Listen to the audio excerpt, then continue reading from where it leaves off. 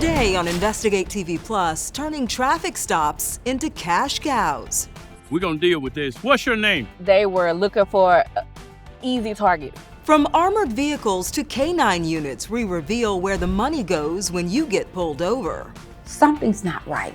And take an in-depth look at one state's step to stop excessive citations. Then, as more and more children manage chronic health conditions, school nurses are often on the front lines of keeping them healthy. We do so much more than just give out Band-Aids and dispense medication. Yet there's a shortage of these critical healthcare heroes. We explain how their absence could impact a classroom. Then, from homeless to hopeful, how goodwill helped a man get back on his feet while also giving back to his city. It changed my life, actually. In-depth stories that inform and inspire. You're watching Investigate TV Plus. Traffic tickets can generate serious cash for cities across the country. I'm Lee Zurich. And I'm Tisha Powell. In Georgia, civil rights experts believe state law enables cash-strapped cities to use their officers to generate revenue at the expense of trust in law enforcement. When similar cases unfolded in a neighboring state, Alabama officials took action to stop its departments from boosting budgets with fines from traffic citations. Investigative reporter Andy Parati takes an in-depth look at what they did to rein in the practice. Alarming claims in the town of Brookside, allegations of illegal policing and racial profiling. You want me to explain this to you? Brookside's police chief resigned after allegations of improper and excessive traffic stops and policing. They were literally being tossed out of their cars, on the street, vehicles taken, had to walk to safety. We're gonna deal with this, brother. We're gonna deal with this. What's your name? I think What's your name? they were looking for easy targets. Alexis Thomas takes us back to the day she and her mother, Shakitha, were arrested by officers in Brookside, Alabama in 2022. Both sent to jail, both their cars towed and impounded, costing them thousands of dollars. Pulled over because her mother's car had a broken taillight. What's going through your mind? Oh my God. I was terrified. What is really going on here? According to a pending class action lawsuit, the city allegedly deployed its police department not to protect the public, but to generate revenue, boosting its budget 640% with fines and forfeitures in 2 years, purchasing this armored vehicle and naming its department's K9 Cash. Something's not right. Wandalyn Givan is a member of the Alabama House of Representatives, whose district includes Brookside. After receiving thousands of complaints, she helped pass a new state law 2 years ago capping the amount of traffic citation revenue cities can collect to 10% of their budgets. Ticket revenue generated above that sent to a state-run crime victims compensation fund. The legislation received bipartisan support in a Republican-led legislature. I had law enforcement agencies literally calling me from across the state of Alabama and throughout the nation to say, listen, we're good cops. We're not bad cops. Those are bad cops. And Brookside was the catalyst for this legislation. Absolutely. Brookside exists everywhere. There's a Brookside in every state. 300 miles away, ticketed drivers share similar outrage about a small police department in Lenox, Georgia, that generates even more revenue from traffic citations. Like they were looking for charges to stack upon us. It's crazy. I mean, they're pulling people over left and right. It definitely seemed like he was coming after me. I was a cash cow. We uncovered nearly 73% of Lenox's budget came from traffic fines in 2022. To put that in perspective, Brookside's fines and forfeitures made up around 49% of its budget before Alabama changed the law.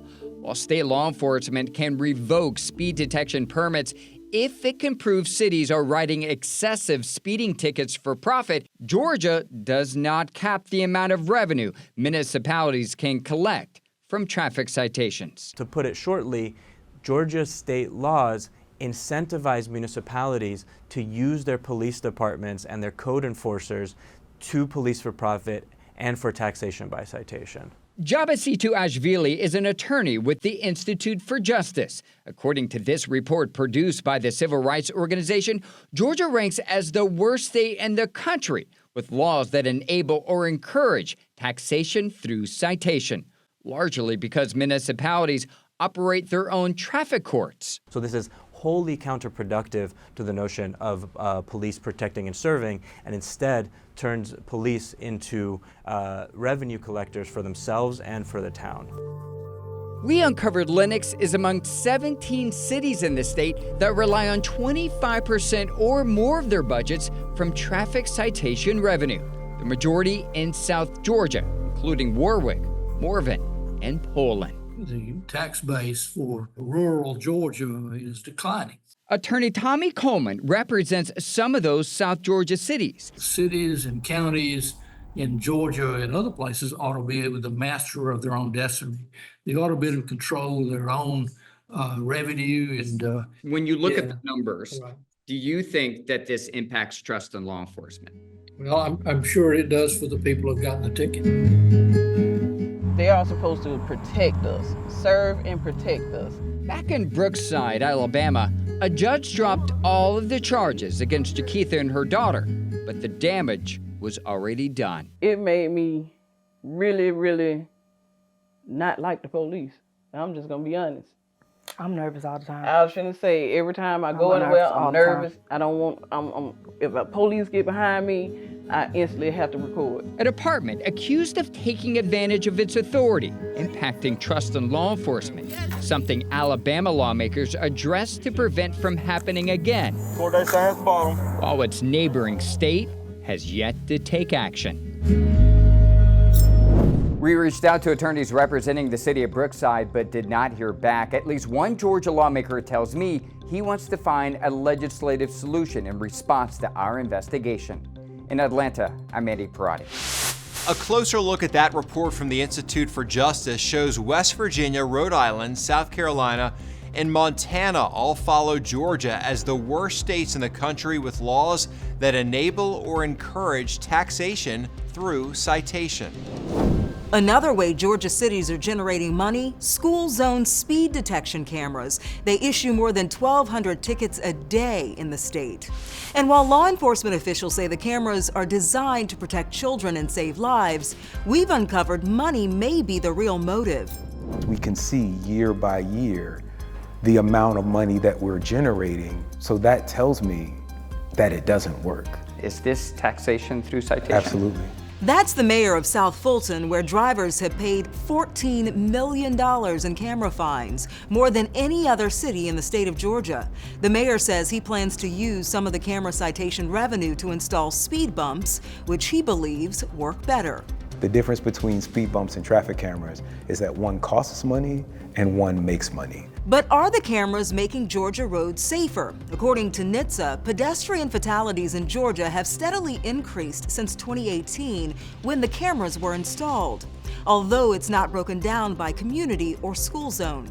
The number of school-age child deaths is nearly unchanged year to year. The vast majority are at night when school is not in session. Still ahead, a property bought sight unseen harbored an archaeological treasure trove. I come out in the morning, drink my coffee, and just sit there and look at that and think, I have an entire museum in my front yard. How an unusual rock in Arizona revealed one of the most significant finds that predate the dinosaurs.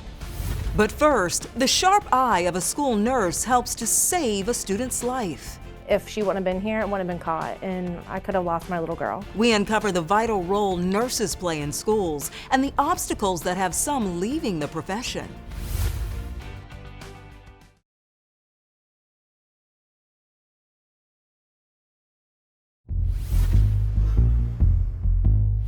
K-12 schools in the U.S. are dealing with high rates of chronic illness and a mental health crisis among students. School nurses play a crucial role in helping keep students healthy, but data published in 2024 found a third of schools in the U.S. do not have a full-time nurse on site. A gap the National Education Association worries could intensify. Reporter Heather Graff has insight into why some nurses are leaving the profession and why having one at school could save a life. took one look at her and told her lay down. Critical healthcare decisions made in an instant. She had no blood vessels underneath her eyes, no redness, her fingers. There was no cap refill. But the patient isn't in a hospital. Instead, she's right down the hall from her third grade classroom. I truly believe that Rachel saved her life. Mia Machado's diagnosis, done by her elementary school nurse, Rachel Ocampo. Ocampo quickly identified the signs of anemia and told Mia's mother to get the child to a doctor right away. They took one look at her and they're like, she needs to go to the ER now. Once there, doctors confirmed her condition. They came back with her hemoglobin was at a level 3, which, as they told me, she could have just not woke up if we want to take her in. While every trip to the nurse's office is not as serious, nearly half of school-aged children in the U.S. have a chronic health condition, such as asthma, diabetes, food allergies, or obesity. And for those students, school nurses play a critical role in the day-to-day management of their condition.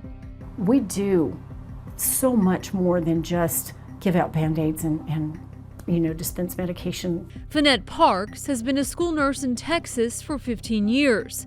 She says nurses help keep students ready to learn because attendance can also suffer when students don't have access to one. And research backs her up.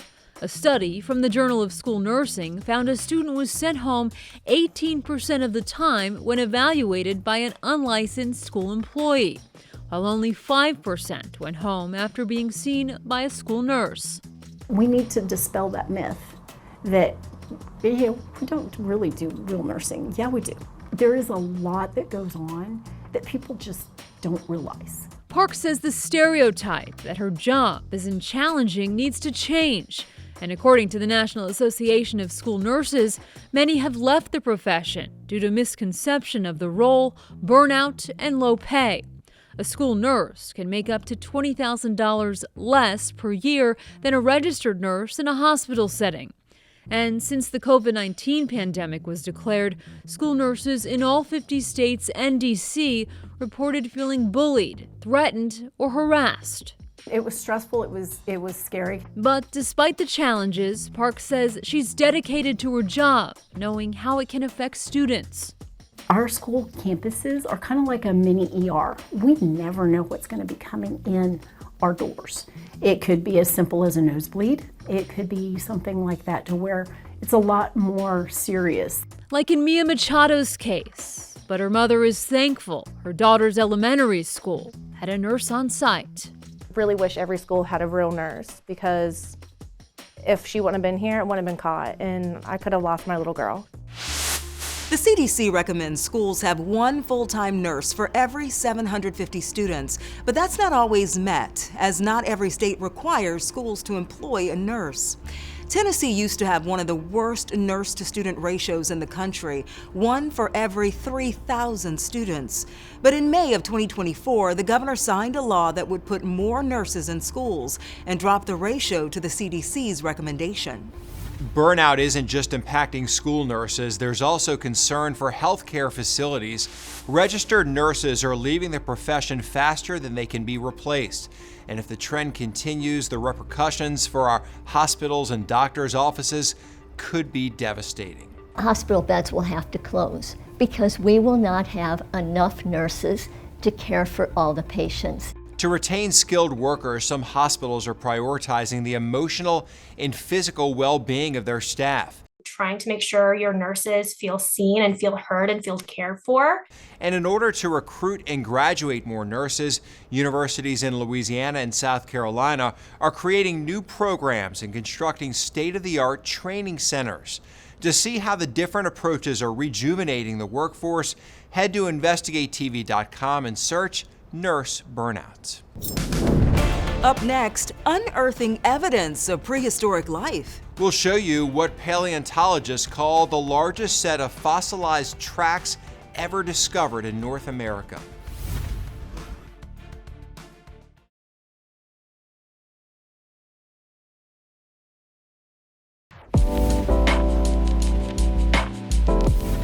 240 million years ago, giant lizards that predated the dinosaurs walked the earth. Some of their footsteps fossilized outside Phoenix, Arizona, and sat untouched until they caught the eye of the newest property owner. Reporter Mason Carroll got an up-close look at the record-setting prehistoric prints.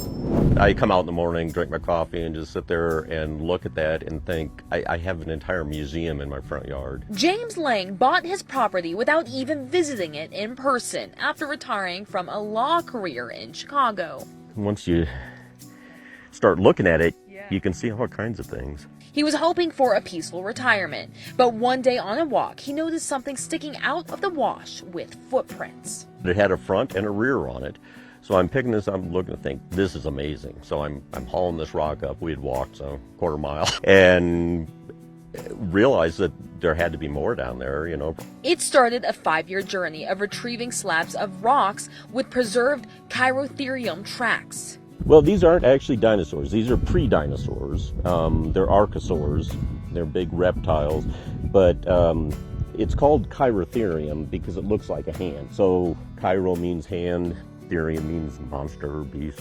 He knew he had something incredible, so he reached out to Spencer Lucas at the New Mexico Museum of Natural History and Science, who brought a team of paleontologists to Lang's home. So that the animals were not walking on the sandstone. They were walking on the clay. And then when the sandstone was deposited, was laid down, it filled in. It was clear this discovery was one of a kind. It is the most extensive and well-preserved footprint locality of its age in North America, which makes it one of the best in the world. Now there's a scientific paper on the tracks, and they're at the New Mexico Museum for further study, and soon they'll be on display. Lang says he wants to keep finding more tracks and hopes to get them in museums across the U.S. to inspire the next generation to dig for their own dinosaurs. Well, I think it's great. I've got a friend who I grew up with since first grade whose grandson out in California has been following along. I've been sending him pictures, and I sent him some tracks, and he's just blown away. And I thought, wow, if he's going to be the next paleontologist, that's pretty cool, you know? Thank goodness he discovered that, because if that was our land, never discovered. No one would be coming to survey it because I wouldn't have noticed. We were watching like, what do we see there? And then a couple times we're like, I get it. It's nice everyone can see it now. Very nice, very nice. Yes, coming up, a chance to build a better life. We're not enabling, we're empowering. We're making them believe again when they're broken. How Goodwill is helping people experiencing homelessness find stable work. With this medical mythbuster moment, I'm Viv Williams. The myth: when you wash your face, you need to get a soap that really creates a lather to make sure it's working. Not true, says Mayo Clinic dermatologist Dr. Sharanya Wiles. A lot of times people think I need to have this really frothy appearance when I'm cleansing my skin for it to have this clean effect. But Wiles says frothy lathers can strip cell membranes that help keep moisture in our skin. So what should you use to clean your face? Look for the word gentle cleanser on the product. Or a product for sensitive skin. Also, Wiles suggests using products that say both fragrance-free and unscented on the label. Because unscented could still have fragrances that are added in there to mask the scent. With this medical mythbuster moment, I'm Viv Williams.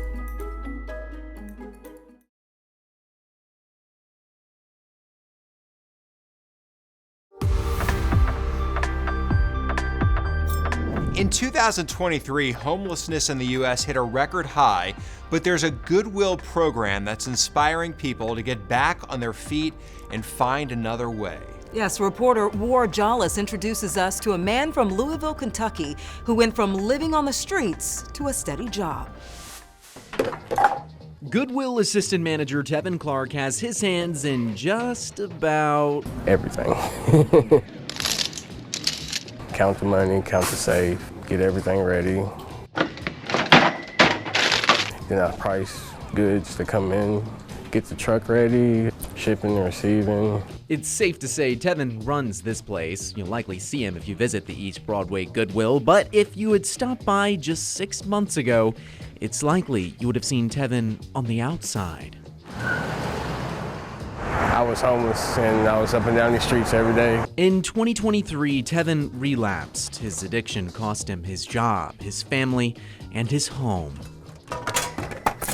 But everything changed. Tevin was outside a homeless shelter when a Goodwill van pulled up next to him. The person inside offered him $50 for just a few hours' work. I really just thought it was $50 a day, for real, and then it changed my life, actually. Tevin was picked up as part of the Another Way program. A Goodwill van travels to highly trafficked areas of the city, such as homeless shelters, highways, byways, and street corners, and offers homeless folks some work in exchange for a stipend, resources, and a chance to get back on their feet. It's another way, ladies and gentlemen. Come on out. Louisville's Freedom Hall is one of the places that you'll see the program in action, and Supervisor Stefan Goldston helping out. He too has had a difficult life, but turned it around with Another Way. It's right there in 301. That's where we all started. It was a group of 6 individuals. Now the program brings in 30, even 40 folks a day. Because it's hope. And it's not a false hope. It's a heart that is willing to help, true help. We're not enabling, we're empowering. We're making them believe again when they're broken.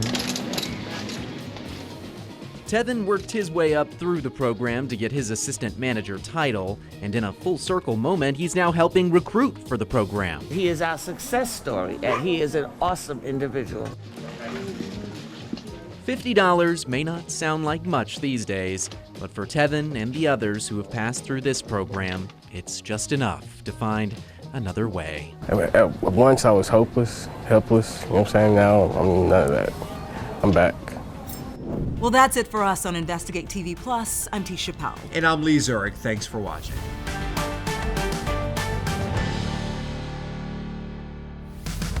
On the next Investigate TV Plus, same doctors, same treatment, but higher bills. For them to change the way they bill it and say that it's a hospital service as an outpatient, it just didn't make sense to me. As hospitals expand, why patients often end up footing the bill for the same care.